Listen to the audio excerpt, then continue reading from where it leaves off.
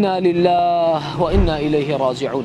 همومان لەلایەن خواوە هاتین و ئەشگەڕێینەوە بەلای خوا. ڕووداوێکی زۆر جێی سەرنجە. ئەڵێ پیاوێک 30 ساڵ هەوڵی دا تا عەرزێکی کڕی. دوای ئەوە 30 ساڵی کە هەوڵی یا و هەتا ئەوەی کە توانی قەسر و تەلار و کۆشکێکی خۆشی لەسەر ساسکە. کاتێک کە ماڵەکەی تەواو بوو پێشەوە بچێتە ناوی حکومە دەگاتە سەری. ئەڵێ بۆ کوێ؟ خۆ ئەو عەرزە تۆ نییە، عەرزەکەی پەناتی تۆیە. بەغەڵەت لەسەر ئەمە دروستت کردووە. هیوادارم تێگەیشت بێتی. ئەمە ڕێک ڕووداوی ژیانی هەمومانە. واللهی ئەوەی کە تۆ خەریکی بە شەو ڕۆژ خەریکی عەرزی تۆ نییە، ماڵی تۆ نییە. كل نفس ذائقة الموت ثم إلينا ترجعون. همو نفسي أبي بمري تامي مرك بتيش وبقرته بلاي خوا. كل من عليها فان ويبقى وجه ربك ذو الجلال والإكرام.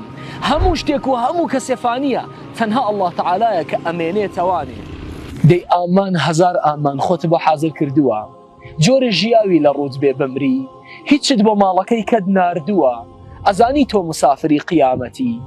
ئەزانی حسێب و کتێبن لەسەرەکرێ و لێ دەپرسرێتەوە.